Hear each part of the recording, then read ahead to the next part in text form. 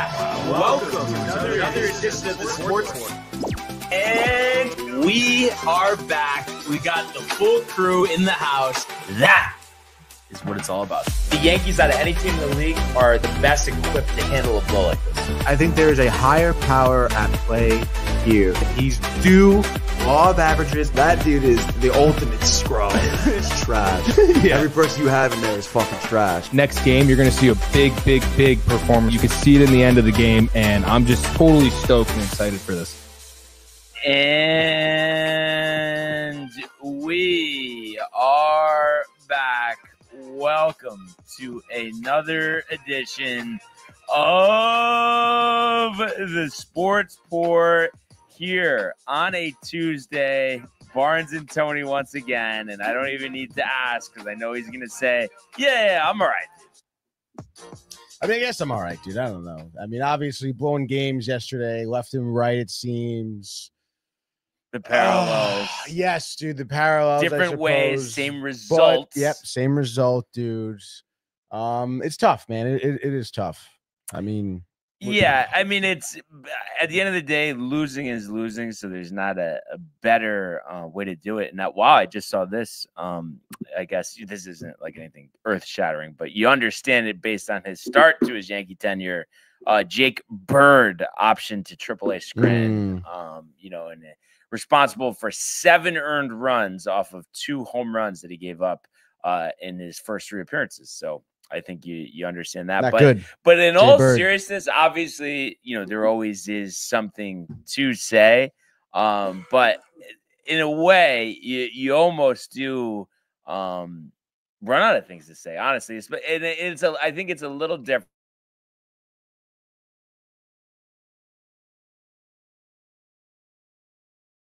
for the Yankees. I mean, it just feels like every day, we're having the same conversation of, just putting together a complete game. If it's not the hitting, it's the pitching and vice versa.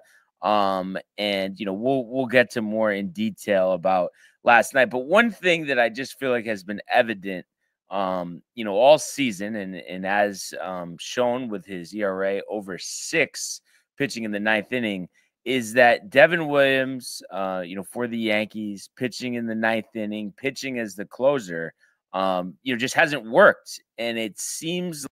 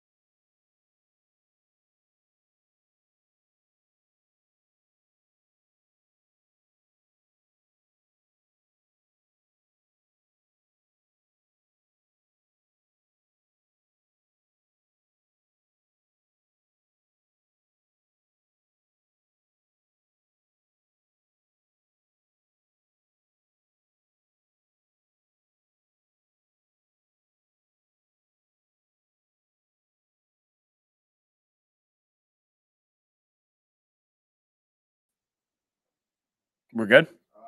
We should be good. What do you think that was? That was definitely internet just went out, dude. That's for sure. Enough for the area. What do you think that was? But what would you say more reliable, Devin Williams in the 9th or the internet connection here? That's tough, dude. I guess Devin Williams. I mean, a 6 ERA in the 9th. Not great, not dude. good. But what I was saying, and sorry about that, guys, but when it shorted out there, was the fact that it's been clear all season that Devin Williams, closer of the Yankees, like I guess it just wasn't meant to be. It hasn't worked, and it's felt like that they've kind of like forced that to happen. I mean, you think about Luke Weaver pre-injury, obviously took over for Devin in the 9th and was doing a great job. He gets injured. They put Devin back there. He has a little run where he's okay. I guess you could say one good month, but then we're kind of back to square one now. He obviously had the implosion last week. Hadn't pitched since last week. And then they just throw him right back in there. And I think right before he came in, the bullpen had retired, I think 13 or 14 in a row. And then he just serves it up in the 9th inning. And it's just like, you know what I mean? It's like you have so many other options here. And Luke Weaver, sure, there's been the occasional situation where he's struggled since he's been a Yankee, but not too often. So I just don't see, other than you want to say, oh, well, we like the fact that Weaver, could give us more than 1 inning. Is that why, we don't want to be the closer? But at the same time, like the flexibility of having him available for that role doesn't, overtake the fact is, you can't every single time be sweating out, a 1-run lead, a 2-run lead. Devin Williams. And it's funny too, because he did get the first guy out, but typically the first runner is always on. He's always behind in the count. I just think we've seen a large enough sample size that, not only is he not right for the closer job, but he's just not right being on the Yankees for whatever reason. It's not a fit. And, I don't know if that had something to do with, him playing in Milwaukee his entire career. It just seems like Devin Williams is not ready for the bright lights of New York City. And I don't know too, because I didn't really buy into this, but maybe, imagine if this is it for him, and it's since that home run, he just can't mentally be confident again. Yeah, that would be kind of crazy. But Parallels. that parallels crazy. Mets, Alonso, whatever. But I don't know, man. I mean, do you think that, you're talking about Luke Weaver and that you trust him, and at this point, Williams, large enough sample size. I mean, 6.6 ERA, I think, of pitching at in this the 9th point, inning. like not good we're at in all, August. dude. Like it's not May. It's not May. It's not March. It's not even June, dude. It's August. It's August. Okay. So I don't know, man. I mean, do you think that the reason why you're still seeing him being trotted out there, or at least them attempting to use him in the 9th? I mean, do you think that's like a classic, like Cashman trying to be, this is a good move? But that's what I'm like, saying. Get yeah. right. We need him. And I do understand one thing. I will say, like they were talking about, Luke Weaver yesterday warming up in the 5th inning. So like you understand, okay, we like that flexibility, but at the end of the day, you can't have a closer that's just going to blow it. And I think part of it too is his put away pitch is the changeup. And if you're yanking the changeup, I mean, it's just a slow fastball right in the zone. And I mean, the hitters are going to hit it out. And that's what Lau did last week when me and Matt were at the game at Yankee Stadium. And that's what last night Jock Peterson did. So it just feels like that's a tough pitch, especially if a hitter has seen it a couple times in the at-bat. They kind of know to look for it, wait on it. I think that's the biggest problem, is having that changeup, which kind of just floats there as your put away pitch, and you're going to it 2, 3, 4 times during an at-bat. But he's the airbender, dude. But I mean, what do you think, though? I mean, do you think it's mental, it's New York, it's both, it's Alonso? I mean, what? Yeah, no, I definitely think it is a combination of things. I mean, Milwaukee's a different market, and not for nothing. Like, I mean, he did serve up like one of that was Alonso's biggest home run of the year, like by far, and like it was served up by Williams, like that was a spot that, Devin Williams, based on his regular season performance, people would probably take his side there, striking out Alonso, getting it out there at least. So, I mean, I think that definitely played a factor. Coming to New York, having the pressure, seeing the media. I mean, it's just, it's different than Milwaukee, So, also, I mean, I don't know. I mean, I don't know. I mean, you know me. I've always been a Luke Weaver guy. I was never really that hot on Devin Williams to begin with. So, if it was me, I'd be putting out, Luke Weaver probably way more often. And not for nothing, dude. Like, what's Devin Williams' numbers not in the 9th? Are they not like good? Like, I feel like when you were using him in the 8th, it's like, he's getting the shit back sort of deal, right? So I don't know if it's because of like an outing or two. It's a little inflated. I thought it was lower. It's actually 4.5, but it's better than 6.6. 0 ERA in extra innings. And then I think earlier in the game, has a 0 ERA as well. But I think the point is closing situations, like it's just with all the options you have, it just felt so like ridiculous. A guy whose ERA at the time was around 5, that as soon as they made all these acquisitions, they said that he's going to be the closer. It just didn't make sense. He's not a confident pitcher this year. This is not his year. Why would he be the closer? And then you see him do what he did on Wednesday. You don't pitch him till yesterday, and you're, expecting a different result. I mean, let's face it. I mean, he's been terrible this year. So it just, I would think this was the nail in the coffin. But the thing is, I don't even want to see him, even though it worked okay before or whatever, see him in the 8th. I want to see him be that first guy out of the bullpen in the 6th. Honestly, I don't want him anywhere near the back end. And Bednar and Duvall looked good. Obviously you're down Loaiza again now. Bird's in AAA, so you're gonna have to have other guys step up. Maybe Ian Hamilton comes back up. I know Mark Leiter will be activated today. Just get him the hell away from the end of the game. I mean, it's just you can't take that chance at this point. These games are too important, and hopefully you're not.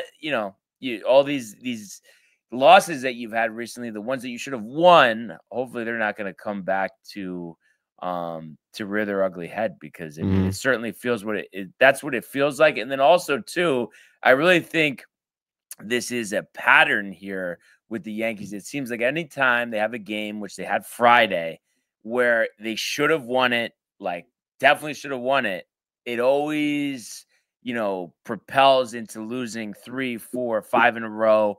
And we obviously just had another one of those games last night. So hopefully that doesn't, continue to happen, because we're really going to get to an ugly place. But you're just so tired of it. You just everything that I've said, the past couple months, all is relevant here. No consistency. If it's not this, it's that. And just not doing the little things to get the job done. So it's just very frustrating, very disappointing. And, you're almost left speechless. I mean, what do you say? Because you keep watching the same thing over and over and over again, right? I mean, yeah. Do you? I guess you do. I don't know why I'm asking this, but are you blaming Boone at this point for still trotting him out there? I think everything goes back to Cashman. Yeah, you know what I mean, because just from a baseball sense, like I said, it's not a small sample size.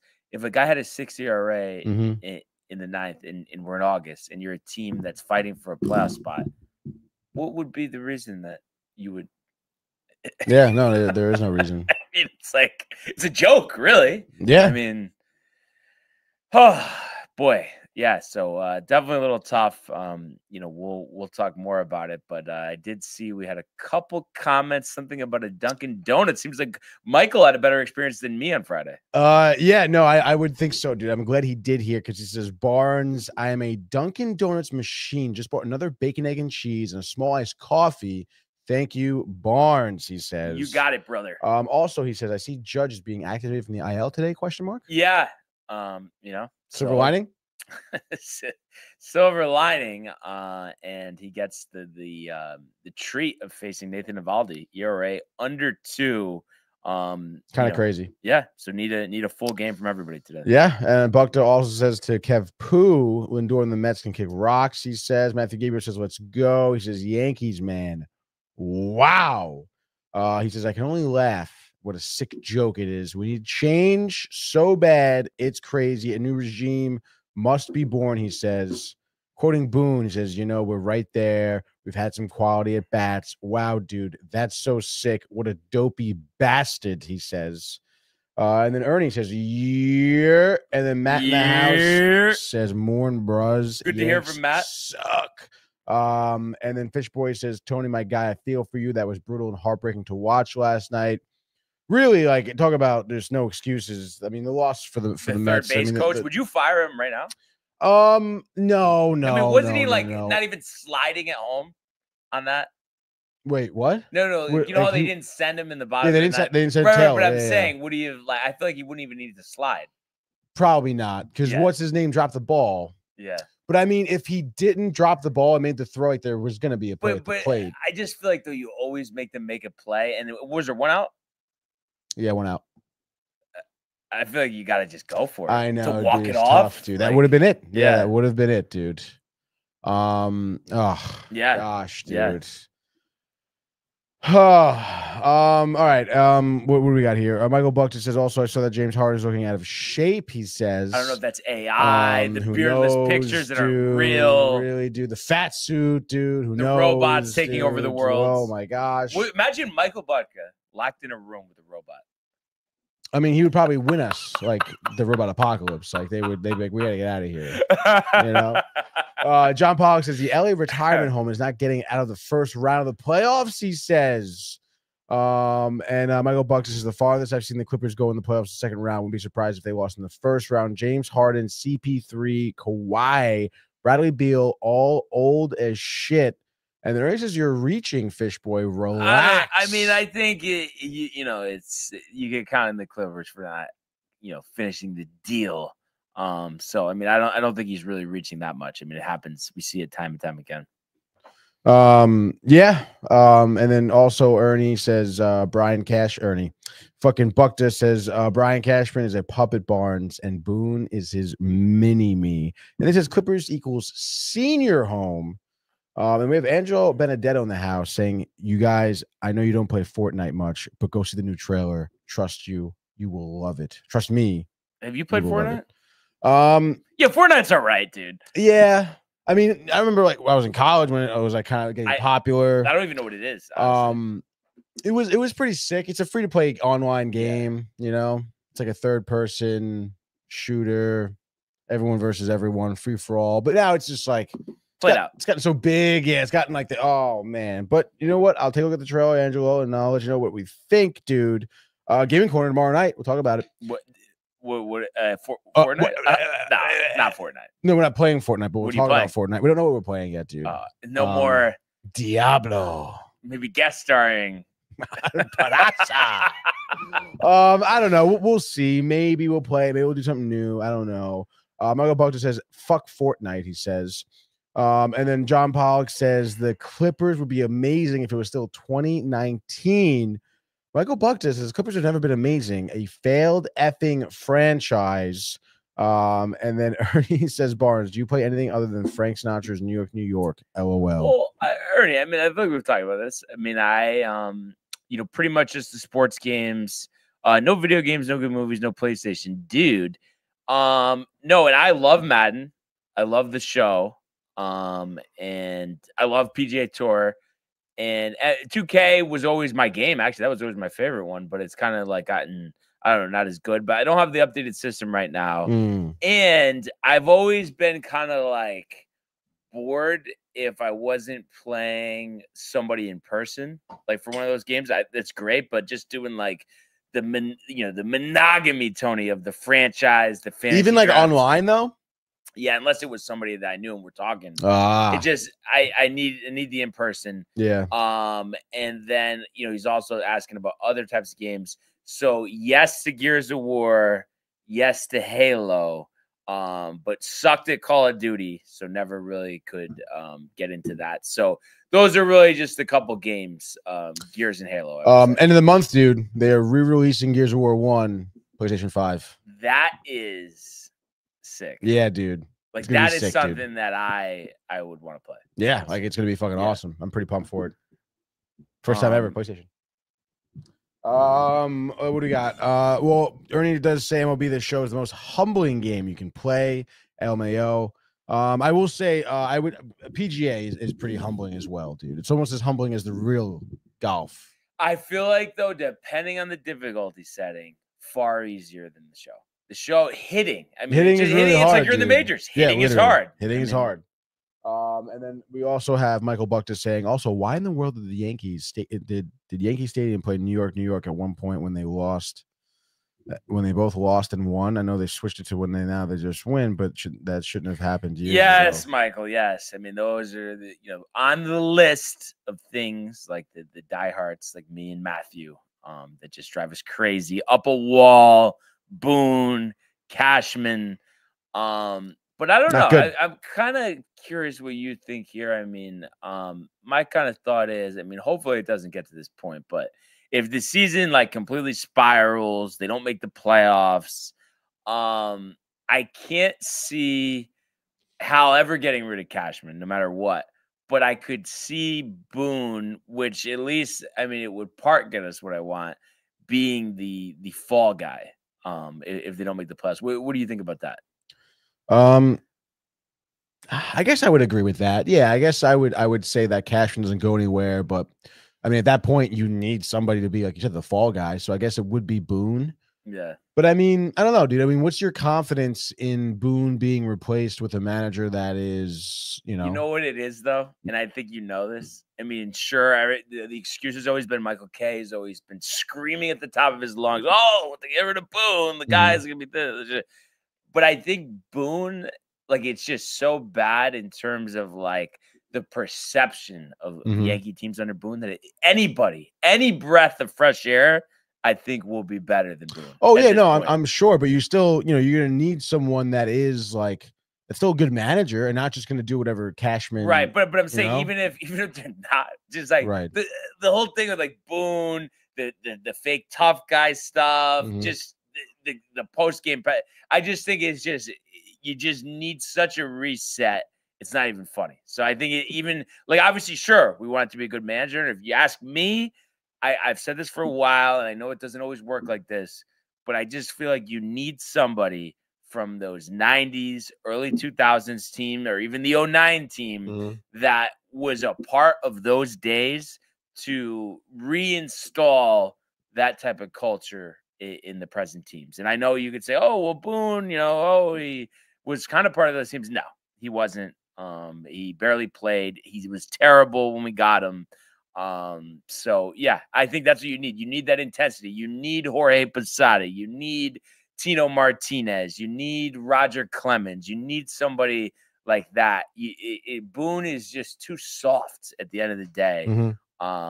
And that's what I think. And it's unfortunate because again, whether the roster moves that he's made this year are okay or they're not, it just stinks though that Cashman, like, anybody kind of strong-minded like a Joe Girardi, like we're not going to get, but that's really what we could use. Somebody that would just get in your face. Could you imagine? I mean, Joe Girardi might have had a stroke by now. Yeah. If the Yankees were playing like this under him. I mean, he really he wants to fight you.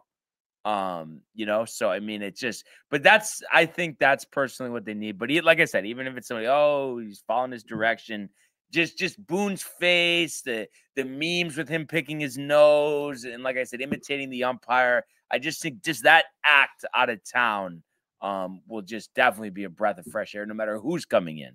I haven't seen him picking his nose. No, we had that as like one of our show pictures like a while ago. Oh, really? Yeah, I sent it. Like it was probably last year or something. Oh. Anytime they're going through, something, I'm sure I've sent it over. Yeah, but you know what I mean. It's always it's a joke with him. It is a so joke, it's just dude. like at least like someone else gives us a chance not to be a joke.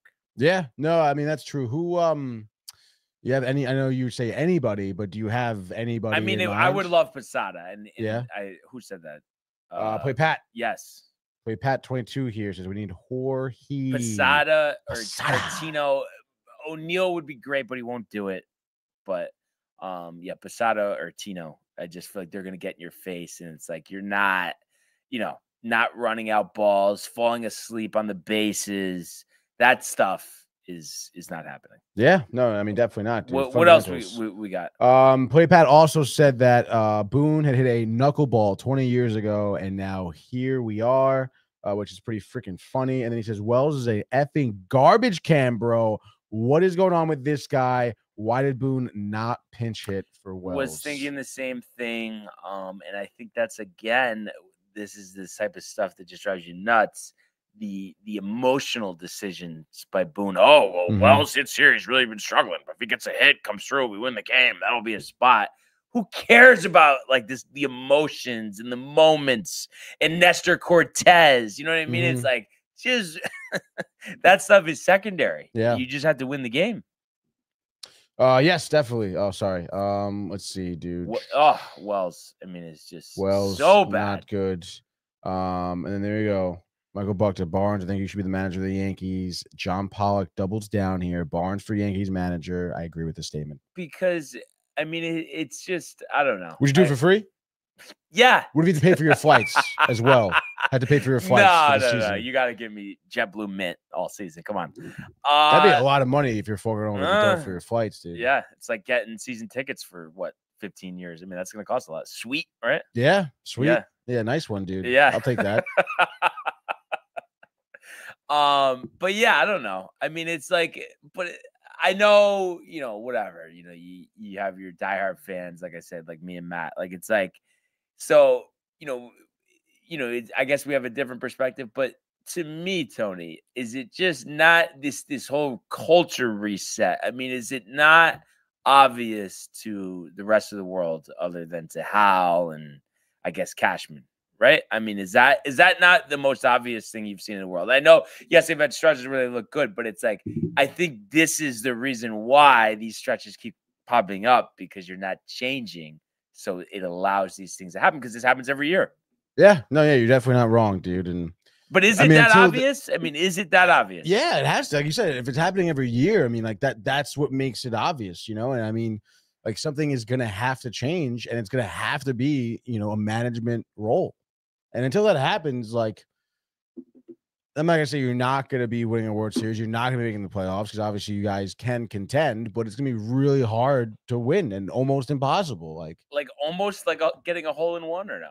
Yeah, I guess so. On a par 3, sure. Almost kind of had one yesterday. Like, it wasn't really. I was explaining this to Pooch. It wasn't like that close, but like, I don't know if you remember the hole. Probably not, because it's been a while since you played there. But number 17, Gainer, short par 3 before number 18. Right. Rock wall to the left. Hit an 8-iron, and it was literally like it stuck, because I hit it like real high in the air, but it landed like, I would say, the head of the putter away from the cup. Oh, wow, dude. So it got me thinking, like, maybe sooner than later this is gonna happen. And it stuck right there. It stuck right there. Yep. Did you bury the hole? Yeah. Oh, yeah. Yeah. No, and it was kind of a crazy round. I was texting Josh about it. So, especially didn't like the way Fairchild went. So after the first 2 holes at Gainer, which I ended up bogeying, I ditched the driver, went to the 5-iron. Okay. Hole front 9, nothing worse than a bogey. But then on the back, a little bit of a hiccup here and there. 1 lost ball the whole round, which I guess isn't bad. But 2 doubles and a triple on the back, but 2 birdies, right, including going birdie par to finish 85. So I will take that 42-43, dude. That course, I just feel like I could really. I mean, that's where I could do my damage. But you got to play everywhere. You can't always play the same course. But I hadn't played there in a couple of weeks, so it was kind of a nice feeling. Just driver is just so annoying. It's honestly the most annoying club. And you notice too, you play with a lot of random people. That's a lot of times why they score so bad, because they're out of bounds with their driver. Yeah. They're right into the ground with the driver. Like, it's just such a hard club to hit. Yeah. I mean, I know some of my friends that don't, they're teeing off with a 3-iron. Like, they don't even, because it's annoying. Yeah. Yeah. So yeah, at least that was a little positivity for yesterday, which was full of negativity. And then Ernie says, Tony is talking from experience. We should listen. How about that, dude? Well, in terms of what? I guess change of the management. You're not going to win until that happens. Oh. Yeah. Right. What else was I talking about? No, I don't know. I was honestly asking. No facetiousness. I know that's kind of what you were thinking, but no. I was not thinking that, dude. I wasn't. No way. But yeah, so it's tough. But I guess, what else do we have to do other than to dive face first into it? Let's go to the world of Major League Baseball. It's deep to left. It's 700. Albert Pujols. Yeah, what a play. Stop it. Yep. And Alonso cracks one of the Mets win the ball game. Out of sight. And it works at 100 miles an hour. 14 strikeout. Too deep to left field. There it goes. See ya. All right. So, yeah, as we were already alluding to, an absolute brutal loss for the Yankees. And it seems like they always do come in this fashion. 2 outs, bottom of the 10th inning, extra innings, chances to put a team away, and you don't. just absolutely. I mean, you think that these losses can't get worse, but somehow they do. And, this is a game that, you led 3-0, 5-4. You had one out in the ninth with a 1-run lead. This is a game. And you just don't get it done. And sure, maybe it shouldn't have got that close to begin with. Because really, you look at this, up until the ninth inning, you had one bad inning on the mound. Other than that, you pitched a great game. But and you got started early, which was what you wanted to see. Paul Goldschmidt, I think it was a career-long homerless streak, maybe 29 games, if I'm not mistaken, Tony. But I think he hit actually his ninth of the season, if I'm not mistaken. Yes, it was his ninth. Dude, yep. How crazy is it? He's played all season, and Stanton has more home runs than him. That's kind of wild. That's not a good look for him. No. But anyway, so you're up 1-0 there. Rosario looked great before getting pinch hit for. I think he had 2 hits. So that made it 2-0. By the way, Austin Slater, first game as the Yankees starting, hamstring injury, probably injured list, so probably Yankee tenure over before it started, or at least over for this season or for a while anyway. But Cody Bellinger also with a single. So you're up 3-0 after 2. But that second inning, Max Fried, I think it was 4 consecutive singles he let up, just was not able to put away hitters. 2 of the runs were scored on singles, or 3 of the runs, because there was a 2-run single, and then a 4th run was scored. They do the pickoff play, but Fried airmailing it into center field gave the Rangers a 4-3 lead there in the second. So for whatever reason, I think Max Fried, it's like his last 5 or 6 starts, ERA around 6, just has not been locked in after being locked in all season. He settled down after that to get through 5, not allowing any more runs. But, and then really the last positive note of the game here, besides the bullpen performance after Fried, before Williams, was great. But Giancarlo Stanton, I mean, talk about a cool-looking home run. I mean, barely made it over the outfield wall, but just hit on a rope, I think 115 miles an hour, 427 feet to center. So gave you a 5-4 lead. Like I said, bullpen great after that. Weaver a scoreless inning. Doval a scoreless inning. Bednar a scoreless inning. But what do you know? Devin Williams, a changeup, pulls it inside to Jock Peterson. They were just talking about how he's hitting 120, making $10 million a year, only 2 home runs in the season. Jesus. Absolute tank job to right. Ties the game. So what do you know? Yankees road, extra innings, I think 1-5, make it 1-6. Because they're unable to get that runner at second over because Jazz grounds out. You just didn't get any no way to get that run in, which was just an absolute killer. And you did get 2 outs there against the Rangers, but you intentionally walk Wyatt Langford to get to Young. And while Young maybe not having as good of a season as Langford, it's just one of those situations where maybe it would have happened anyway. But I feel like there's always something to when you walk somebody to face somebody else, and then they're not that bad of a hitter, kind of extra motivation. And that's exactly what happened here. A sinker middle in, walk-off home run, 8-5. The Rangers win. Yankees 4th straight loss, hanging on by a thread. I think they're tied for the 2nd and 3rd wild card spot with the Mariners. And like I said, these things just seem to propel. You think back to Friday in Miami, and to think, you were up 2 runs in the 9th inning, you were up 6-0, and that you haven't won a game since then, and you didn't win that game. So really tough. And sure, you could take Williams out of the closer role. You could send Bird to AAA. Judge will be back. But I think it's just, it kind of is more than that. Because you were 3 for 15 with runners in scoring position, 10 left on base. And it's just, again, the case of you score 3 innings, you don't score the other 7, and you don't score any runs after the 4th inning. So I think that's been a problem too. Having a consistent offensive game, not 7 in the first, none the rest of the game, or a few in the first couple innings, none the rest of the game.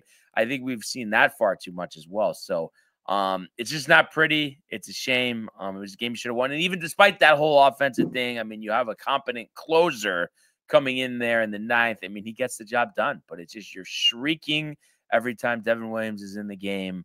So it's just a terrible feeling right now. I think it's 5.5 in the division now, 3rd place after having a 7-game lead in May. You're 5.5 games back. I mean, just so ugly. It's really, it could get out of hand very quickly. Now, do you think, Tony, there's any way that we could be looking at a during the season firing with Boone, even like, let's just say like, oh God, hopefully this doesn't happen, but it gets to like a 8-9 game losing streak. Like, you think any chance they would try to do that to like salvage the season or no? That's a great question. I feel like no. Yeah. I feel like no, dude. I feel like he would still go through the rest of the year and get fired in the off season, right? I mean, I don't know. I mean, historically, I guess if you're thinking historically, probably, but was Girardi let go in the middle of the season? No, it was in the off season, right? And Buck was in the off season. Torrey was in the off season. I don't even know who the manager was, but probably back to like the Billy Martin Yogi days of a guy being fired in the middle of the season. Yeah. You know? Bob Lemon, maybe. That's crazy. Yeah. So would you want that? Well, I guess you would want that. I don't even know why I'm asking that. Yeah. I wanted it right now. Wanted it last year, the year before that, and the year before that. But yeah, I mean, it's just tough. I mean, and I still, as brutal of a loss it was, I mean, I guess it really doesn't change anything for me. And me and Matt were kind of talking about this yesterday. You know, we all have different ways of going about it. And a lot of Yankee fans, like right now, just done with the season, not even going to watch, don't care. It's over. Same thing, which you understand that to an extent. But we were just saying we both are the same way where we're just always going to watch. We're always in it till we're not. So that's it. I mean, and whether, the chances seem stacked against you or not, just gonna hope for the best. But I mean, I just think, stretches like this just make it just so obvious that it's been for years that you just hope one time it just strikes a nerve with how that, you just need a culture change. And, you think what I think back to too is why I want that type of manager is Michael Kay was talking about it when they announced CC was elected into the Hall of Fame, where, Brian Cashman brought in Sabathia, who didn't want to pitch for the Yankees, wanted to pitch on the West Coast, but they gave him so much money and they told him they wanted him to be a leader in that clubhouse, change the culture. And I just feel like that's what's needed right now, just where the stuff that we see is not acceptable. You can't get swept by a team like the Marlins, and you can't lose 4 games in a row, and you can't fold during tough times too when the bullpen blows it. And I feel like all those things are true. You can't have bad fundamentals. You can't have bad, like just if there was like fear in these players where you can't mess up, or otherwise, you might get cut or benched or sent down. They're just that culture is not there right now. So I think that's why we keep seeing what we're seeing. And then to couple that, the Blue Jays, obviously with the series against the Rockies, they'll probably sweep them. I mean, you could very well be looking at 7.5 games if you get swept here. And it's not an easy assignment today because Will Warren, kind of up and down season. I think he was pretty good last time out. Oh yeah, that was the game I was at. But it's just not good. Evaldi, I mean, 9-3, 149. I mean, that's tough. I mean, he was just injured. He did just come back. I think he's made 1 start since then, but definitely not an easy assignment. And I mean, let's face it, for the past couple of months, nothing is easy, Tony. Even completing a game which you're up 7-0 in the 4th inning is not easy. So it's just like, until that 27th out is recorded and the Yankees are leading, I mean, none of us fans are going to feel comfortable. Yeah, no, you're definitely right. Especially again, I mean, Nathan here has a lot of experience against the Yankees also. So it's like, I'm sure he wants to go in there and get the dub, come back from his injury, feel good, playoffs, Texas. They're in the push for the wild card. So it's like, this is go time for them. So yeah, it definitely is a tough assignment. But like you said too, I mean, Judge back tonight. That's huge. You know, I mean, that's a tough assignment for Eovaldi. You know, Right. so we'll see what happens. Hopefully, maybe he's still a little bit not in shape. Yeah, just No? hopefully it's not something like, Well- Boone he tends to do this. Mark Leiter Jr. back today. Like, he'll probably put him in a big situation. He'll Mhm. hang the curveball over the middle of the plate, something like that. Hopefully that doesn't happen. Yeah. Just gotta hope for the best. But this is the pits, as they would say, Tony. So hopefully different result tonight. But that's really all I got. And What do you think about Matthew Gabriel saying Judge coming back at this point is pointless? I mean, it's never pointless, but I think what he's saying about the give up the 50 runs. Yeah, it's just that's the thing. I mean, you know what I mean? It's like when we were having success earlier in the year too, I was at one of the games where we won 1-0, where our pitching was carrying us, it was catapulting us, Tony. And it's just not happening right now. So it's tough. And you look at a guy like Nathan Eovaldi. I'm pretty sure, I want to double check this. Yes. So all season, Tony has not allowed more than 3 runs. That's crazy. And last time out, first start, since what was the first start? He's actually had a couple starts off the aisle. That's my mistake. Anyway, but last time out, 7 innings, 1 earned run. So, he's pitched well. He's allowed 2 earned runs. He allowed 2 earned runs in the whole month of July. That's ridiculous. And then he also says, I want him back, obviously, but I'm saying, like, I don't know if him coming back turns into winning. Well, let's hope it does. I mean, obviously, you could always use as much offense as possible. And then maybe, I don't know, even though he's been, in the clubhouse, maybe just him being in the game, he can rally the troops. I mean, we're just hoping for anything here. So yeah, we're hoping for anything is right, dude. So let's just hope it happens. And that's all I got. And I know, whether it might be a different way or not, it's still a terrible feeling, a similar feeling for the Mets right now. Yeah, dude, it definitely is. The Mets handing Cleveland their first win in Citi Field last night, dude. Ever? Yeah, at Citi Field. Wow. Yeah, which is pretty wild. I forget what I think. They said the Mets record against the Guardians is really good, and obviously at home specifically, they never lost a game. So kind of crazy, dude, when you think about it. I know Citi Field hasn't been around forever, but still, I mean, you're talking like 10 years here. In any case, dude, they served up the L here. If I just get my notes here, 7-6 was this loss, and it was a nail biter. It was a gut-wrenching game. It was fun at times because the Mets kind of came back. But then it was just like pull your eyes out of your head, annoying. And it's a Manaea versus it's Ciccone, by the way. At least that's what they were saying in the broadcast. Slade Ciccone, who was looking pretty good yesterday, dude.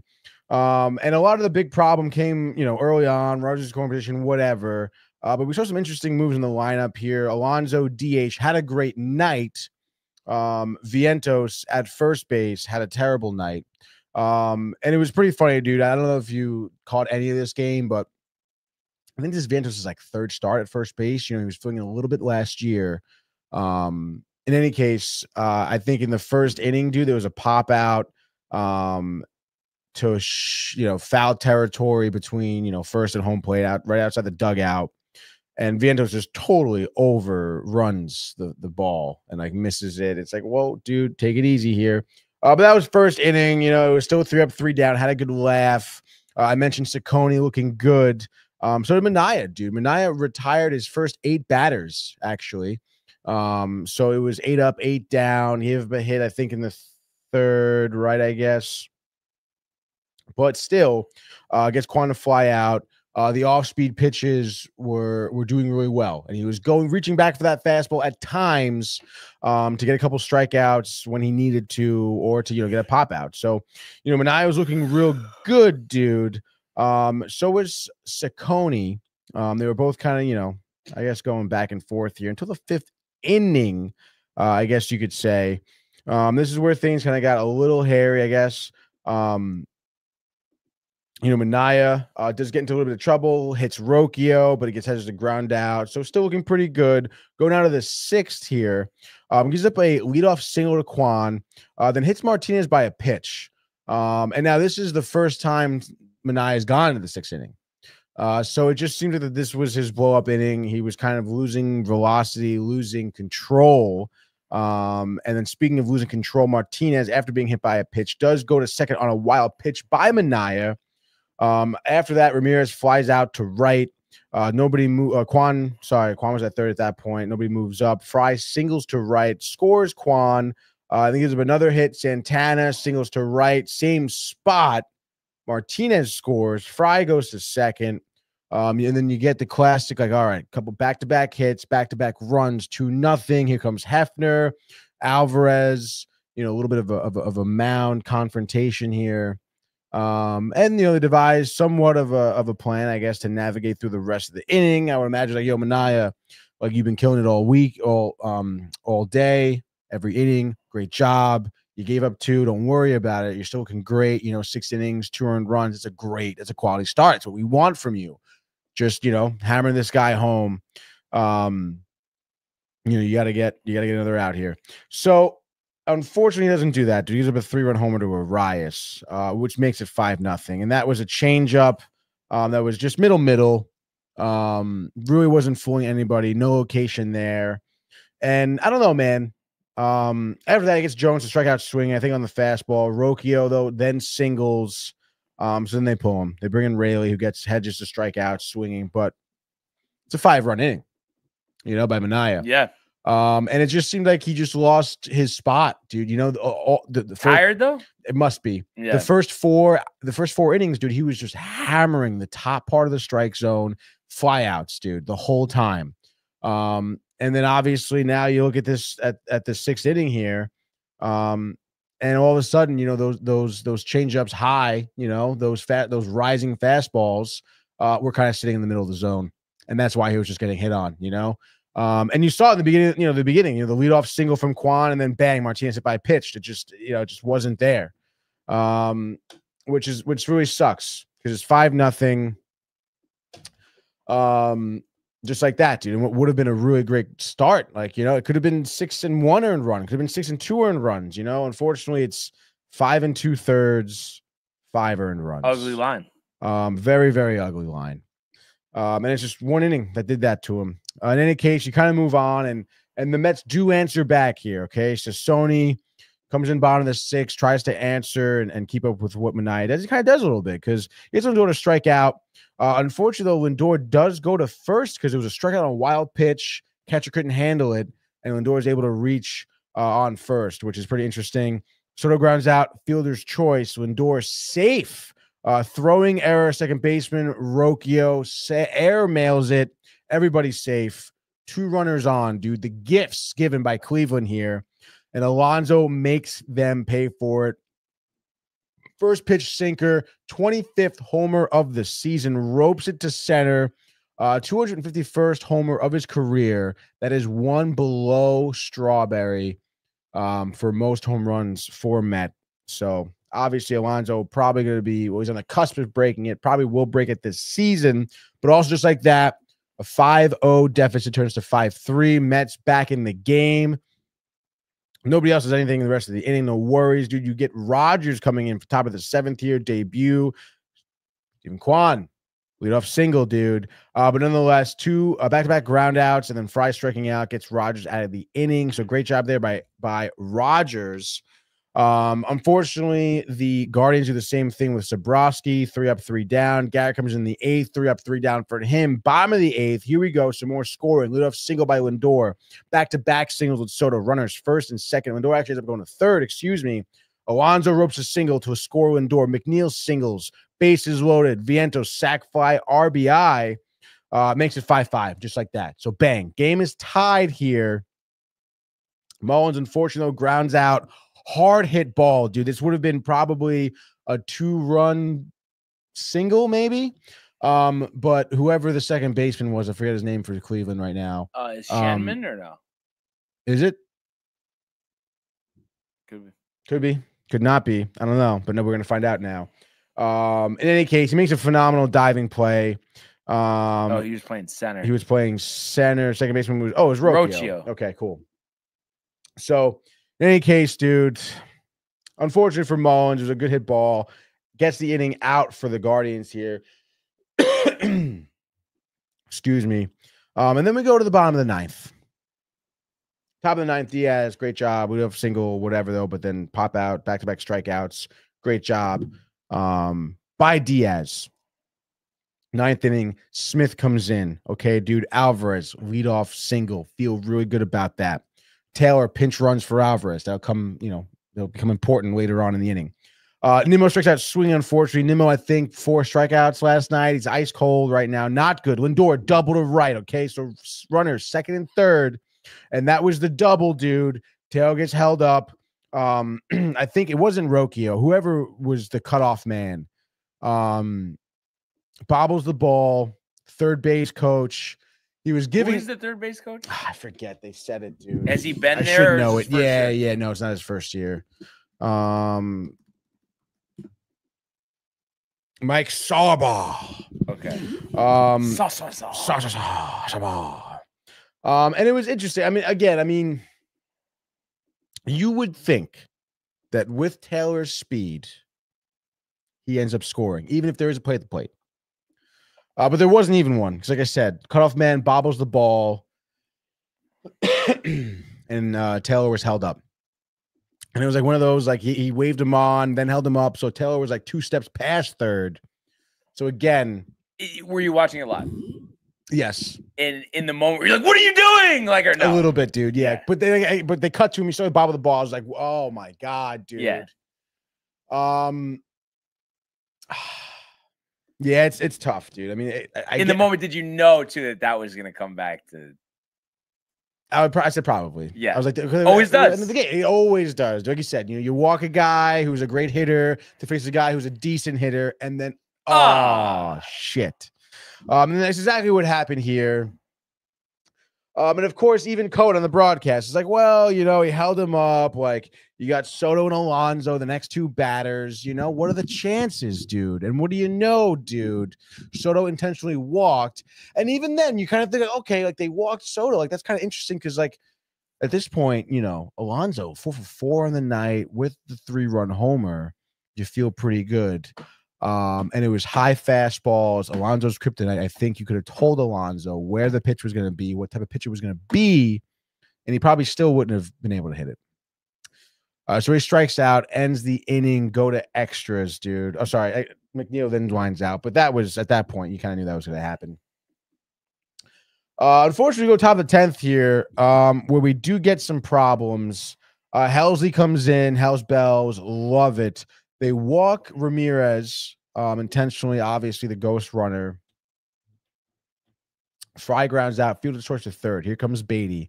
Bang. Runner obviously advancing to third. Beatty picks it up, knows nobody's at third. It's like, I'm going to flip it to second. Great decision. Poor execution. Throws it in front of Lindor at the runner, basically. Lindor has no choice. Can't even field it. Gets past. Runner scores. Everybody's safe because of that. Nobody's out. Okay. So that really sucks. Santana grounds out to first, 6-5. Arias, sack fly deep into right field. Soto catches, RBI, 7-5. Joan pops out to third. Beatty fields it, end of the inning. But then now you're down 2 runs. And then that was obviously that's the final score. Typically, I mean, you do get the Beatty single. But like I said, typically, I mean, you go into, extra innings, you're down by 2 runs with the way the Mets were hitting, even with runners in scoring position, which has been, obviously the thorn in their side all season. Like I said, Beatty, scores McNeil on an RBI single, but, Terren flies out for the final out. You couldn't pinch hit for him because you wouldn't have a catcher. Right. Who's the emergency? Is there on staff? Nobody. Yeah, I wasn't sure. Sanger was, but he's down in the minors, Yeah, no, I'm just trying to think. I wonder who in the roster would.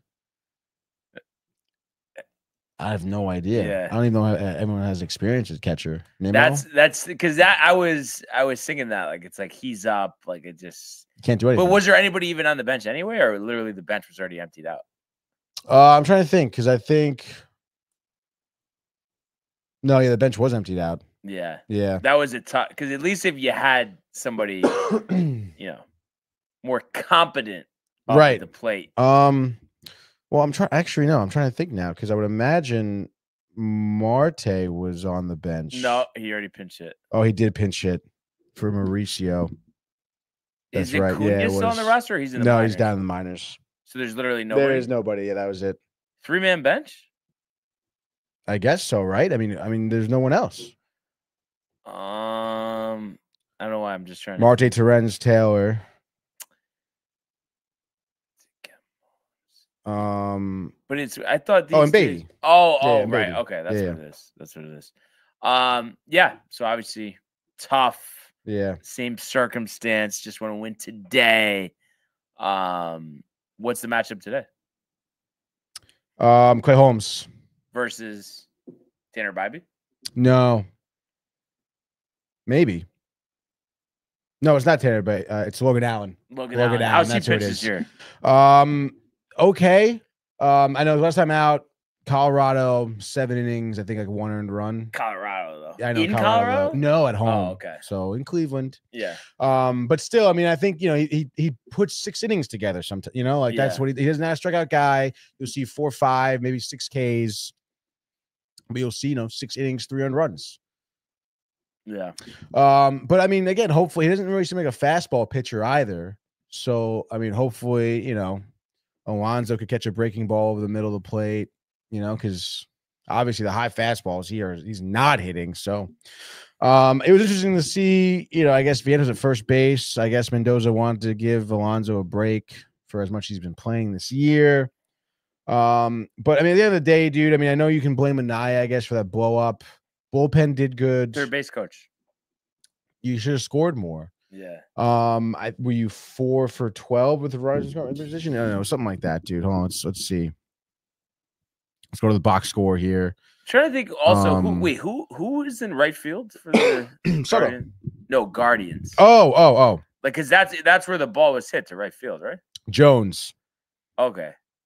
Yeah, and then the still cutoff, just, I think, was to Santana. That's who bobbled it. Yeah, his Santana, who obviously doesn't throw ropes at 38 years old.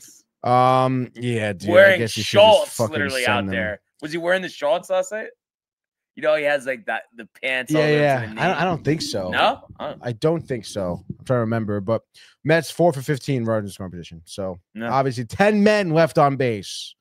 Not good there. I think there was one point in the 7th inning. You had runners on first and second, and you no outs. Couldn't even move them up. Right.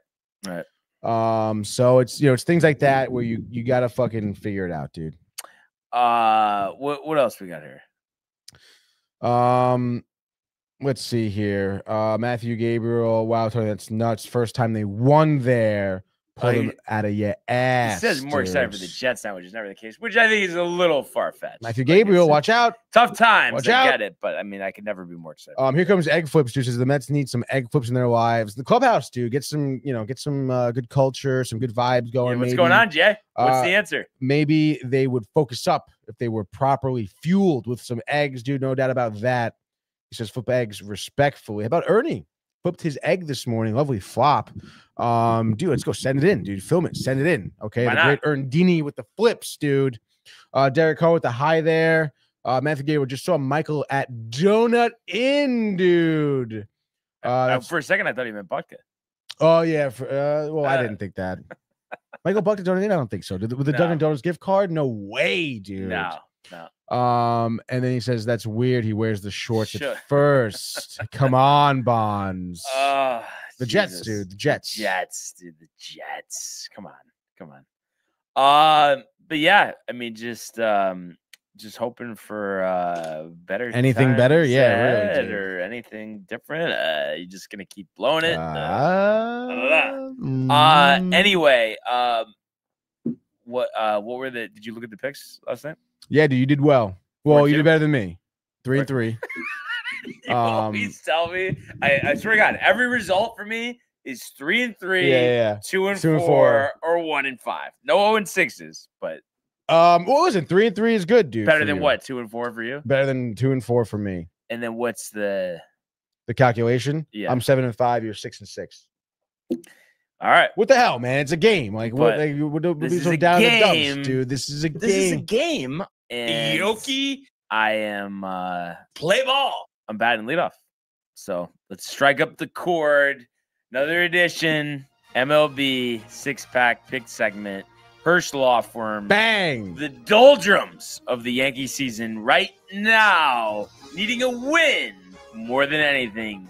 Back in Texas, Globe Life Field, Arlington, Texas, Yankees plus 105, Texas minus 130.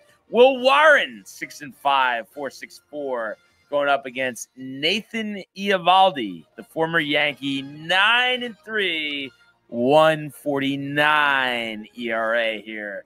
To me, I know I went with the over last night, which hit.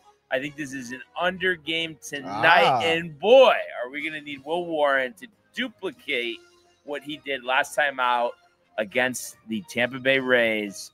So let's hope he does it. Let's hope he goes 6 innings. Let's hope he gives up 2 earned. And let's hope that he strikes out 9 and that Eovaldi, who's only given up 2 runs the last month, will falter and will falter early. And it's just one of those things. It seems like, maybe a little flair for the dramatic here. Your captain is back. Hey, yo. Let's say first inning. Bang. I would say bang. Batting third. First 2 on. 3-run homer.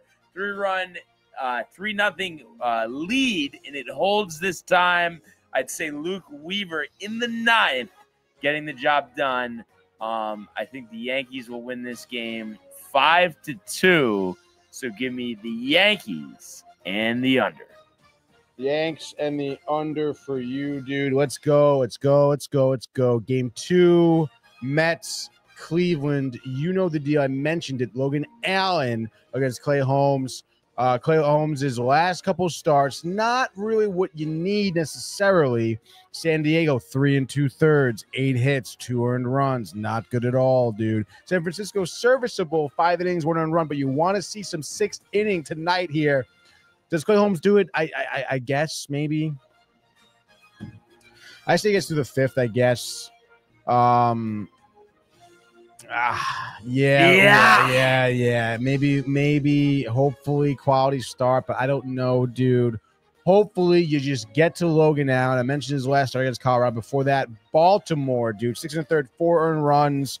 5 1/3, 3 earned runs. White Sox, 6 innings, 2 earned runs. So I guess, his last 4 starts have been against, poor teams. So that's really what you're looking for. That's what I'm looking at right now. Detroit, I guess he played while they were going through it, though, early July. 6 innings, 1 earned run. I guess that's a little worrisome, but I don't give a shit, dude, because the Mets are going to be hitting them high and letting them fly. Okay, dude? Give me Alonso, tying Strawberry. Let's fucking go tonight at home. Juan Soto, 26th homer as well. I say you see 5 home runs by the Mets tonight. I'll say 2 by Alonso. Ties it, breaks it. Let's fucking go.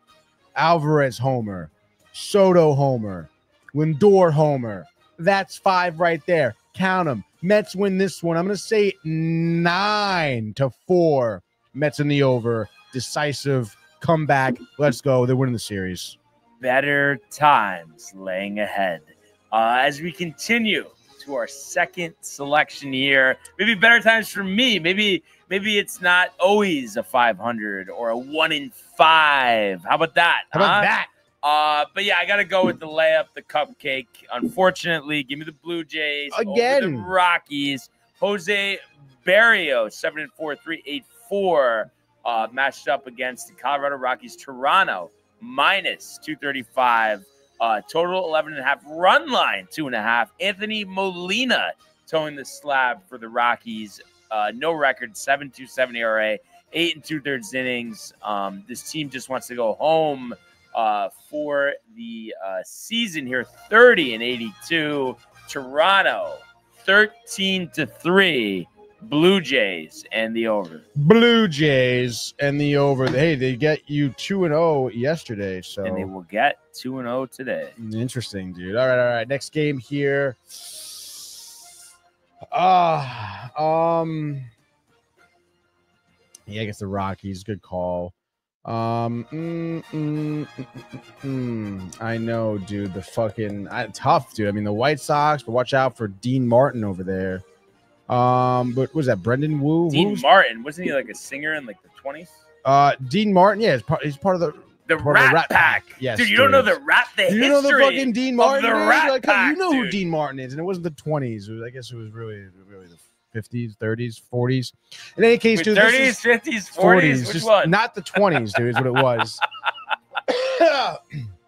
Davis Martin, okay, no relation to Dean Martin, towing the slab there for the White Sox, a 28-year-old out of Abilene, Texas. Abilene.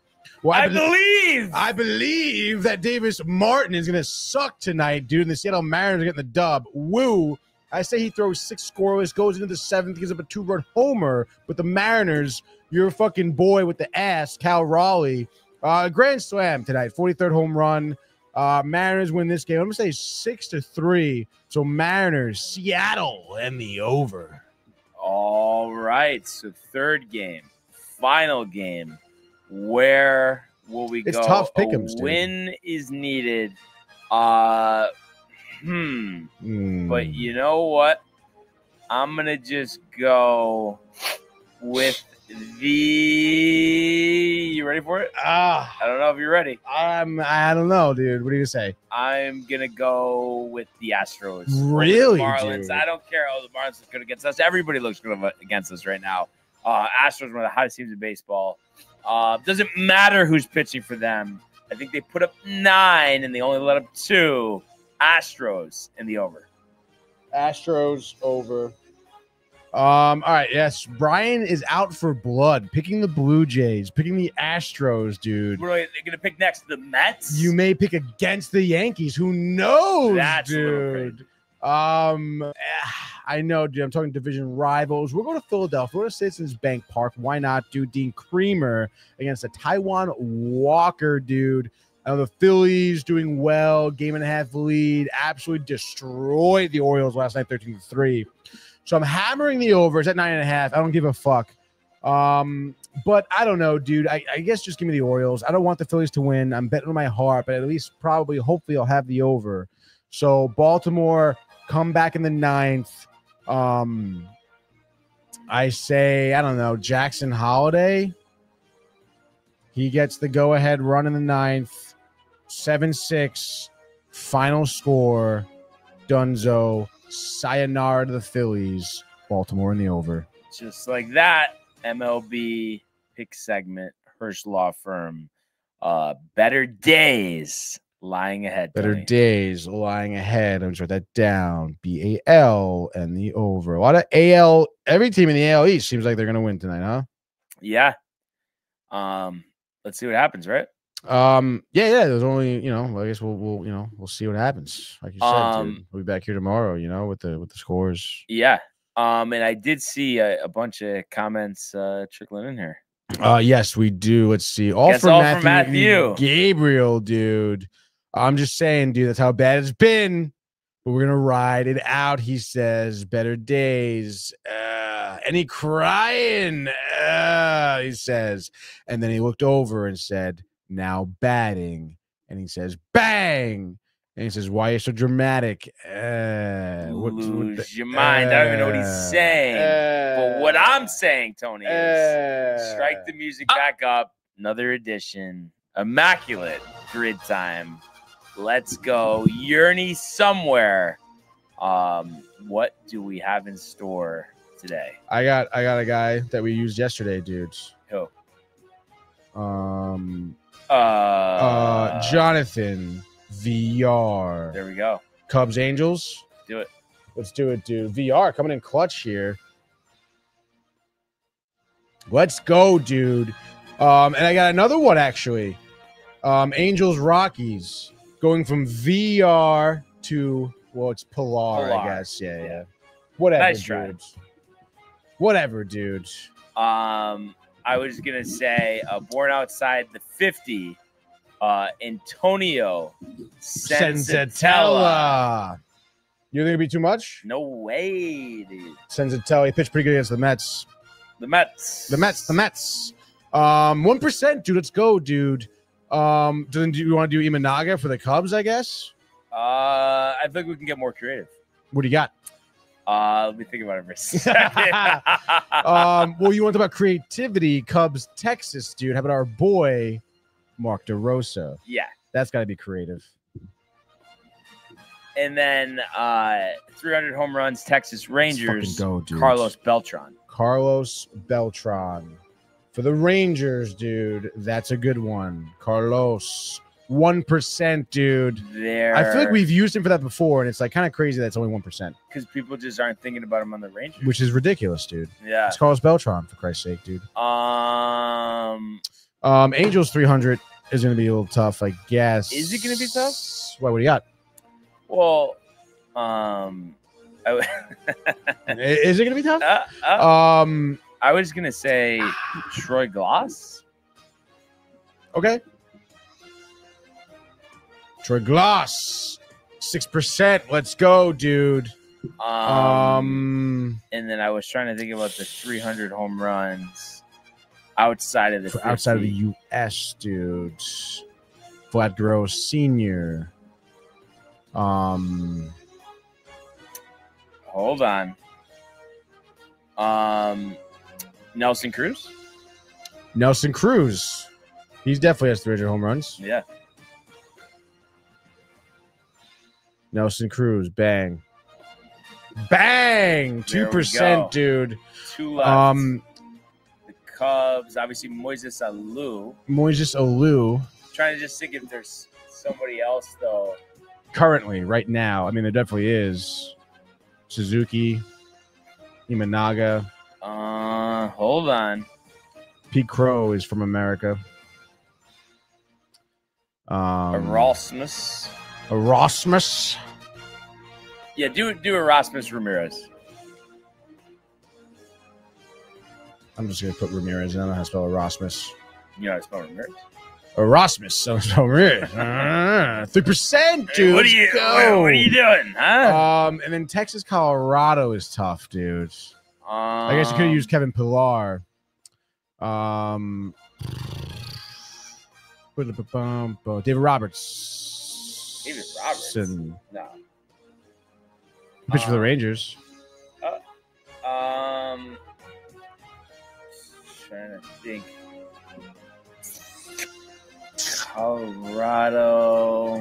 Colorado is always a tough one, you know? Damn, dude.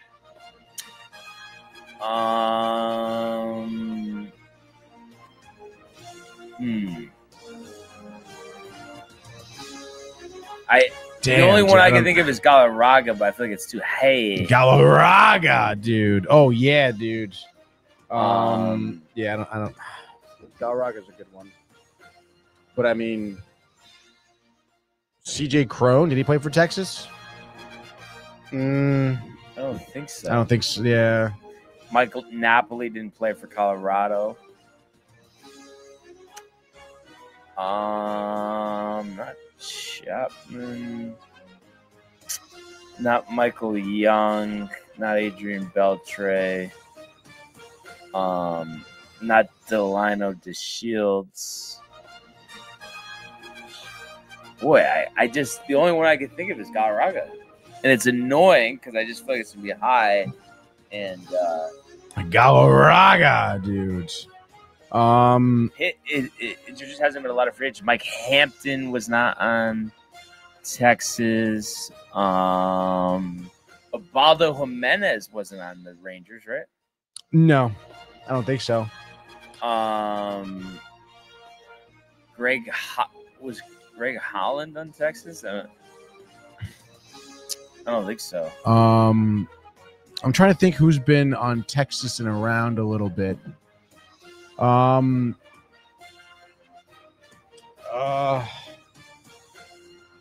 I know Profar started out on the Rangers right before he went to the I Braves. just don't think he was on the Rockies. Yeah, I don't know for sure, The dude. fucking Rockies are so annoying, honestly. Because they just don't get any free agents. Not John Wetlands. Not Larry Walker. Not Dante Bichette. Not Vinny Castilla. I don't know for sure. Maybe. I know Todd Zeal played for the Rangers. He played for the Rockies. Maybe, dude. He's on a ton of teams. I'll take. I would bet on Zeal more so than Profar. I think. But if you just want to go Galarraga, we can go Galarraga. But I just feel like Ernie's in the building. Ernie is in the building, dude. Hold on, stand by, Ernie. Oh, I didn't know he called too. There we go. No, he's calling right now. Oh yeah, I thought I heard the vibration, dude. Here he comes, dude. Ernie the rescue, dude. He's gonna be like, yo, Galarraga is 1,000,000%. Ernie, right now, dude, you are live on the Sportsport, buddy. What's up? Yeah. Yo, what's dude. good, bro?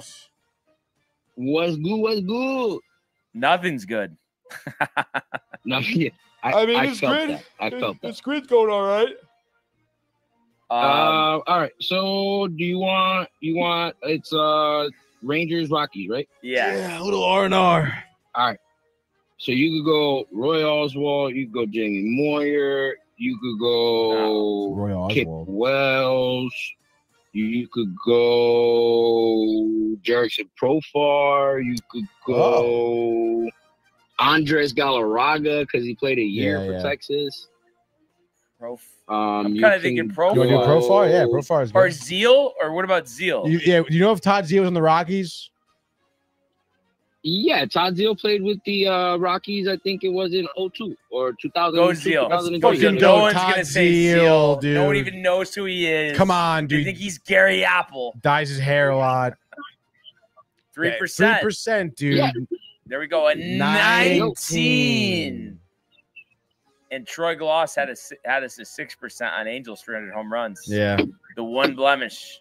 That was pretty high, but it's hard to pick somebody in that team with that many home runs. I mean, I feel like it would have been Garrett Anderson, or you don't think he had 300 probably? I don't think Garrett Anderson has. I hate when they fucking do this. Damn. But at least I feel like it was successful. But are the Yankees ever going to win again, or what do you think? Pujols. Oh, we're gonna lose. We're gonna lose today too, yo. Valdi's gonna fucking pitch a 1-hit shutout. 287 home runs by Anderson. But I just can't believe that they've stuck with Williams as the closer this long. Well, I mean, my thing is I feel like they never wanted Weaver as a closer. So every time he struggles late or he shows a little bit of tap in him, they take the spot away from him. So it's like you have that. Then Williams can't close a game. I mean, Doval, we pick. I don't. Man, but you know what I mean. And I know everything's done ass backwards, Ernie. But the facts are, both have been pitching all season. Sure, Weaver missed a little time with injury. But Weaver's ERA is under 3. Williams' ERA is over 5. So I just don't get why the force of Williams closing out games when his ERA in the 9th inning this year is 6.6. Because they don't want him to be they don't want Weaver to be the closer. It's air apparent. It is clear as day. They don't want Weaver to be the closer. If they wanted Weaver to be their everyday closer, regardless of struggles, be the next Mo, be the next guy at the end, they would have given him the job last year. They wouldn't have signed Devin. They wouldn't have, you know what I mean? But I don't think it's an indictment on him. I think it's more, which I like this idea of it, but it's not worth just blowing games in the 9th. I think they like having him available for 5 outs, 6 outs, maybe even 7 outs if they need to. I think that's why they don't want him to be the closer.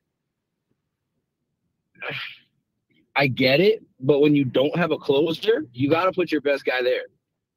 Yeah, I mean, and I think him, Bednar, or Doval could easily all do the job, but would you say that, I mean, just because he did it for us on the way to the World Series last year, that you got to go with Weaver, right? I mean, I feel like you have to. I feel like he's earned it. You know, his ERA shows that he's not as bad as everybody else, and Devin, in my opinion, you can't be a New York Yankee closer and show that you don't have ice in the veins. Like, bro, like you can look at Williams pitching, and when he's struggling or when he's, little struggle with control or something like that, bro, his whole demeanor changes. Yeah. Like he gets one bad call and the entire demeanor in the at bat is done. So it's just like, I don't think you have to be tough as nails, not just to be a closer in the major leagues, but to be a closer with the New York Yankees. You have to. And do you think that it's like he's just like head fucked from the Alonso home run, or do you think he just can't pitch in New York? Head fucked. That's exactly what I'm doing right now. What? I thought I heard you say head. I thought I heard you say headphones. I put the headphones on.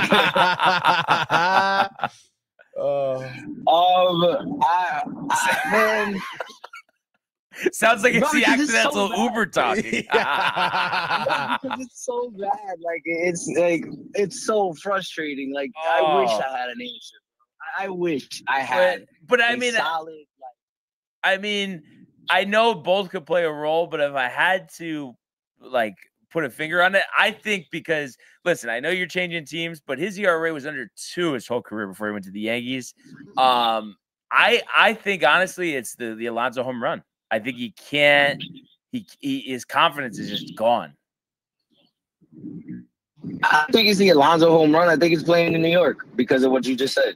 Entire career ERA under 3. Solid under 2. Under 2. He had a nickname, bro. His name was the Airbender.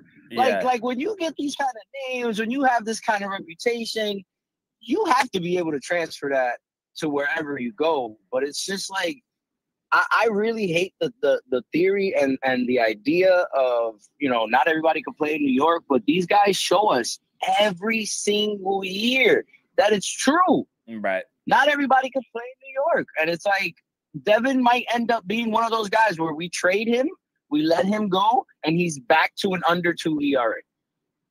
So that's what you're expecting to see next year. Different team, maybe back to Milwaukee, who knows? And then he's just going to go back to being Devin Williams. Yeah, 100%. He will go back to being Devin Williams when he leaves New York. Oh, man. He don't have it in him. Yeah. No, believe me. It's seen, he doesn't have it in him. Yeah. So, you would think, if this would be the nail in the coffin. I can't see how they could run him out for a save opportunity tonight.